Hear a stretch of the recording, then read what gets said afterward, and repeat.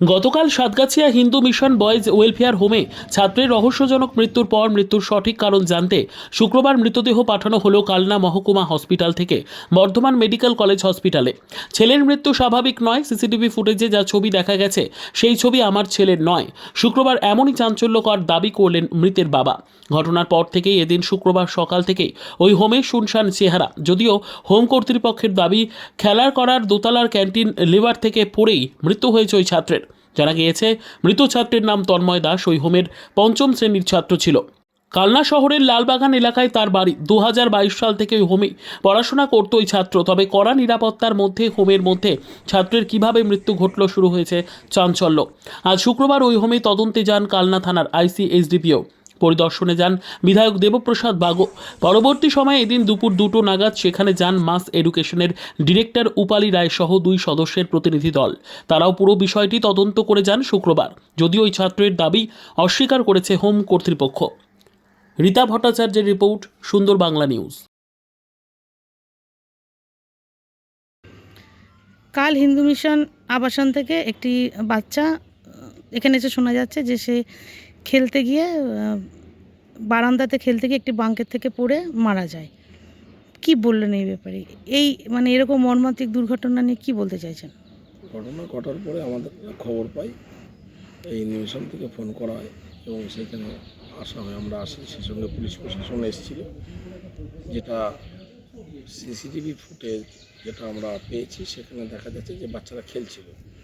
বাচ্চারা খেলতে খেলতে ওই যে বাচ্চাটি মারা গেছে গ্রিল ধরে বাঙ্কের মতো করা আছে সেখানে উঠেছিল।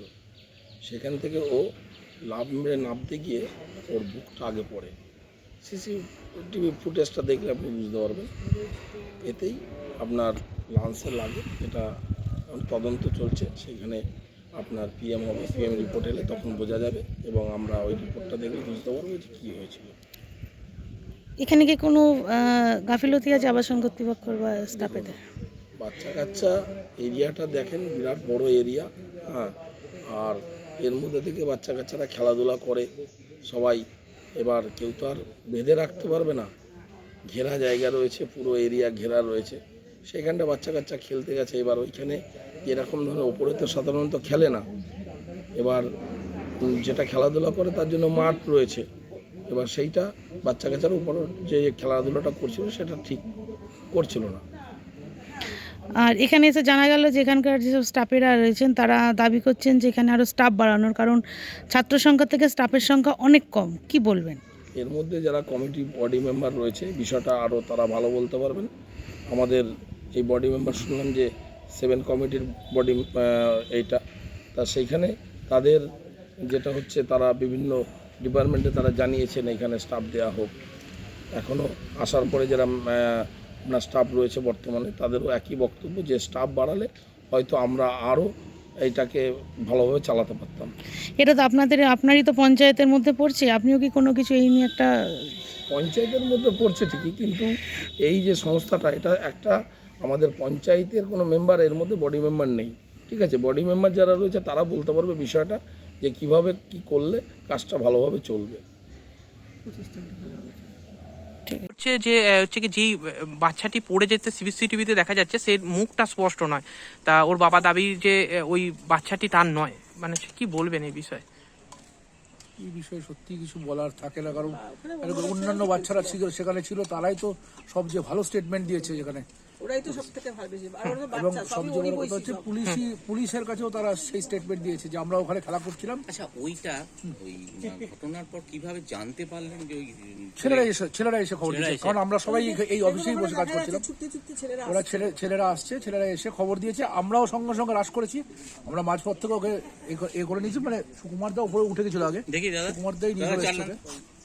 আচ্ছা, এমনি যখন মানে ওই ছেলেটা যখন হয় আর কি, তখন আপনারা যখন তুললেন, আমি ফর্মাল কথাবার্তা, তখন কি নাচার হয়ে গেছিল না? সেরকমটা মনে হয়নি তখনও পর্যন্ত মনে হচ্ছিল যে সে রয়েছে, যার জন্য ও আমাকে বলছে শুভ্র গাড়ি বল, এটা নিচ থেকে চেঁচিয়ে বলে আমাকে ও দৌড়েছে। আমি গাড়িকে ফোন করে ওর পিছনে পিছনে দৌড়েছি। মানে গাড়িটা আসতে যেটুকুনি সময় লেগেছে তার মধ্যেই আমরা ওকে হাসপাতালে পৌঁছে ফেলেছি। ফুটেজে দেখা গেছে যে ও ওখান থেকে পড়ে গিয়েছে, ঠিক আছে? তো এরপরে কি মনে হয় যে হচ্ছে কি কিভাবে ছেলের মৃত্যু? ছেলেরা ওখান থেকে মৃত্যু করে সিসি ক্যামেরা আমার ছেলেটা না, হ্যাঁ, আমার ছেলেটা না, ওই আমার ছেলে পড়তে পারে না, ওই তার নামে তার ছেলে ওকে হয়েছে। ছেলেটা আমাকে যখন কাল 2 দিন আগে ফোন করেছিল, খাওয়া দাওয়া করেছে, সব কিছু করেছিল, কিন্তু কালকে স্যার আমাকে ফোন করে বলছে যে আপনি সঙ্গে সঙ্গে হসপিটালে আসুন, এমার্জেন্সিতে ছেলে এরকম উপর থেকে পড়ে গেছে, যে উপর থেকে পড়ে গিয়ে যে আমি হসপিটালে নিয়ে এসেছি, আপনি কোথায় আছেন তাড়াতাড়ি আসুন। আমি ঠিক আছে যাচ্ছি। মা বাবাকে ফোন করলাম, বাবা মা এরকম ছেলে এরকম হসপিটালে নিয়েছে। আমার সঙ্গে সঙ্গে এসেছি, এসে আমি জিজ্ঞেস করছি স্যারকে, বলছে ডাক্তারবাবু দেখছে, বলছে ডাক্তারবাবু দেখে। আমি ডাক্তারবাবু কি দেখবে, ডাক্তারবাবু দেখে কোনো কথা নেই। স্যারকে জিজ্ঞেস করলাম, বলছে ছেলে ঠিক আছে, ছেলে ঠিক আছে। অথচ ওখান থেকে ছেলেটা মরে গেছে, বলিনি গো। কি অনুমান আপনার? মানে আমার মনে হয় ওখানে কেউ মেনে দিয়েছে না। তাহলে যেটা দেখা যাচ্ছে সিসিটিভি, হেড স্যার এখন ও ভীষণ রাগি আর ভীষণ টর্চার করতো উনি। ও বলতো, বাচ্চা বাড়িতে এসে বলতো, বাচ্চা আমাকে বলেছে যে বাবা ওই যে হেড স্যার আমাকে খালি হাসায়, আমার খুব ইয়ে করে, ছেলেপুলে মারলে আমি যদি বলতে আমাকে খুব হাসায়, আমাকে কেমন বলে কেন সব বলবি, কেন এসে আমার করবি। আমার ছেলে কিন্তু নীল হয়েছিল, কোনো কারোর সাথে সাত পাশে থাকতো না, ভালো হয়েছিল। কিসে পড়তো ছেলে? ক্লাস 5-এ পড়তো। হাই স্কুলে সব সময় সব স্কুলের স্যারও সব পাড়া সবাই আমাকে ভালোবাসতো। মানে কারা মেরে দিয়েছে বলে আপনার অনুমান? আমার মেরেছে ওই স্কুলে কেউ ধরক মেরেছে, স্কুলে আমার মেন এখন হেড স্যার হচ্ছে, যে এখন হেড স্যার হচ্ছে, সেই একদম আমার দলে থাকতে পারে। মানে ও তাহলে কালকে ওই সানসেটে উঠলো কি করতে? সানসেট উঠলো, উনিই বলেছে যে সানসেট থেকে উঠে পড়েছে ওখানে ছেলে পুলে খেল। একবার হেড স্যার বলছে যে সানসেট থেকে পড়েছে, আর একবার বলছে হেড স্যার বলছে যে উপর থেকে পড়েছে, ছাদ থেকে পড়েছে। যে ছেলে ছাদ থেকে যদি পড়ে যায় বা সানসেট পড়ে যায়, ছেলে সামনে পড়লে এখানে মুক্তি ফ্র্যাকচার হয়ে যেত, রক্ত বেরোতো, কিন্তু এখানে কোনো কিছু ছিল না। ছেলেরা যেটা আমাদের সেরকম।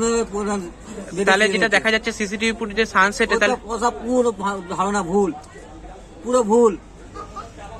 ওই সময় স্যার বলছে ছেলে পুলে এখন পড়াচ্ছিলাম, ওইখানে কোন হিসাবে বলে এখন যে সিসি ক্যামেরা যে ছেলে পুলে খারাপ করছে। তোমার আপনি দেখেছেন সিসিটিভি ফুটেজটা? আমি দেখতে পাইনি, ওই অবস্থা আমি কি করে দেখি বলো? কেউ যায়নি। হ্যাঁ, আচ্ছা, এখন আপনি কি চাইছেন? আমি এর এখন বিবিধ চাই, আমি এসে চাই, আমি ওই স্কুলের যে স্যার তাকে ওখান থেকে বার করে দিক, আর ওই স্কুলটা সিল করে দিক। আচ্ছা, বলছি কি এখন কি বর্ধমান নিয়ে যাচ্ছেন ময়নাতদন্ত? মনে করে এখন তদন্ত করবো আমার ছেলেকে কিভাবে মেরেছে, কি করে মেরেছে, আমি তাই আমি বিবিধ চাই। তার জন্য বর্ধমান নিয়ে যাচ্ছেন? তার জন্য বর্ধমান নিয়ে যান? তার জন্য আমি নিয়ে যাচ্ছি। কি নাম আপনার? আমার নাম তাপস দাস। আপনি 24 বছর ধরে এই আবাসনের একজন দায়িত্বশীল কর্তব্যরত টিচার হিসাবে আমি তত্ত্বাবধানে ছিলেন। তো কাল একটা দুর্ঘটনা ঘটে, যেখানে একটি 5-এর বাচ্চা একটি বাঙ্ক থেকে খেলতে গিয়ে পড়ে মারা যায়। কি বলবেন, কি মানে এমন কি হলো? দেখুন, বাচ্চারা খেলতে গিয়ে পড়ে গেছে, সিসিটিভি ফুটেজ আধিকারিকরা দেখছেন, এটা তদন্ত সাপেক্ষ ব্যাপার, তদন্ত হবে। আমি এ ব্যাপারে কিছু বলতে চাই না, শুধু আমি এইটুকুই বলতে চাই যে এই প্রতিষ্ঠানটা 2001 সালে স্পন্সর হওয়ার পর থেকে যতজন কর্মচারী এখানে কাজ করতেন তারা একে একে রিটায়ার করেছেন। আমি গত নভেম্বরে আমিও অবসর গ্রহণ করেছি। কিন্তু এখানে মূল যেটা সমস্যা সেটা হচ্ছে মানে কর্মচারীর নিয়োগ দরকার। মাত্র 5 জন কর্মচারী, তার মধ্যে একজন রান্নার সঙ্গে যুক্ত আছেন আর 4 জন অফিসিয়াল। এতগুলো বাচ্চা, প্রায় ধরুন 150 বাচ্চা সবসময় এখানে থাকে, তাদেরকে প্রতিনিয়ত দেখে রাখা এর অভাব এখানে, যেহেতু কর্মচারীর অভাব, ফলে যারা আছেন তাদের অফিসের কাজও করতে হবে। মার্চ মাস তারা একটা এয়ার এন্ডিংয়ের মধ্যে পড়ে গেছেন।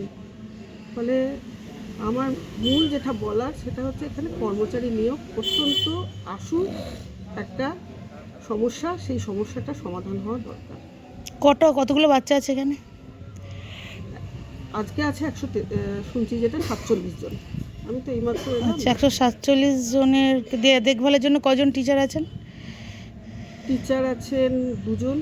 সেই টিচারদের মধ্যে একজন সুপারিনটেনডেন্ট চার্জ নিয়েছেন। আচ্ছা, একজন আছেন স্টোর কিপার কাম ক্যাশিয়ার, একজন আছেন সুইপার আর একজন আছেন পিওন। এই 5জন হচ্ছে কর্মচারী এখন আছে। আপনার নাম? আমার নাম নীনা মুখোপাধ্যায়। এই ঘটনা আজকে এসছিলেন, কি বলবেন? দেখুন, একটা দুর্ঘটনা ঘটেছে, আপনারা দেখতে পেলেন। কালকে রাত্রিবেলায় আবাসনের যে সমস্ত ছেলেরা আছে তারা হচ্ছে এখানে যে খেলা করছিল, খেলা করতে করতে একটা ছোট্ট জায়গা থেকে পড়ে গেছে, পড়ে যাওয়ার পর এই দুর্ঘটনাটা ঘটেছে। আচ্ছা, হচ্ছে কি আপনি সিসিটিভির কথা বললেন, মানে হচ্ছে কি? না, সিসিটিভি আমাদের ইতিমধ্যে লাগানো আছে, পর্যাপ্ত পরিমাণে সিসিটিভি আপনারা দেখলেন আছে, প্রায় 33টা সিসিটিভি লাগানো আছে। কিন্তু ঘরে ঘরে তো সিসিটিভি নেই, তাই যদি ধরুন আজকে যেখানে ঘটনাটা ঘটেছে সেখানে সিসিটিভিটা আছে বলে আমরা দেখতে পাচ্ছি। আর যেহেতু এখানে ছেলেরা থাকে, বাচ্চা ছেলেরা থাকে, এখানে তো 6 বছর থেকে মাধ্যমিক পর্যন্ত, মানে ক্লাস 1 থেকে একদম মাধ্যমিক পর্যন্ত, তারপরে একটা অর্ডার এসছে 11-12 থাকতে পারবে। তো সবটাই যেহেতু ছেলেরা থাকে তাই আমি ঘর আছে 13খানা ঘর আছে, 13খানা ঘরের মধ্যে ছেলেরা থাকে, সেই ঘরের ভেতরে কোনো সিসিটিভি লাগানো নেই। তো তারা একটু আবেদন করছেন যে যদি ওদের ঘরেও সিসিটিভি লাগানো যায়। আমি বললাম যে ঠিক আছে, আমাকে একটা আবেদন করুন, আমি তাহলে MLA ফান্ড থেকে আপনাদের এই সিসিটিভির ব্যবস্থাটা করে দেবো। যদি এই ঘটনাটা যদি ধরুন ঘরের ভেতরে, কারণ ওরা তো খেলাধুলা করে, ঘরের ভেতরে যদি এই ঘটনাটা ঘটতো আজকে কিন্তু আমরা একদম অন্ধকার জায়গায় থাকতাম, যে ঘটনাটা কি ঘটেছে বোঝা যাচ্ছে। এটা তো ধরুন সিসিটিভির যদি ঘরের ভেতরে থাকে তাহলে এটা সম্পূর্ণটাই বোঝা যাবে, যেহেতু ঘরে নেই বলে এটা করলাম। আর যেখানে ঘটনাটা ঘটেছে সেখানে পুরোটাই সিসিটিভিতে দেখা যাচ্ছে, ফুটেজটা রয়েছে। কি দেখা যাচ্ছে সেই ফুটেজে? কি তাতে দেখা যাচ্ছে যে ওরা 5-7 জন ছেলে মিলে খেলা করছিল, খেলা করছে, সে ওপরে উঠছে আর নামছে, উপরে উঠছে আর নামছে। এই ছেলেটি ওপরে উঠে যখনই নামলো তারপরে এই দুর্ঘটনাটা দেখা যাচ্ছে। ছেলেটা পড়লো, পড়ার পর আর ছেলেটা হচ্ছে না যে তার আর যা মানে সেন্সটা থাকছে। ঠিক ঠিক ঠিক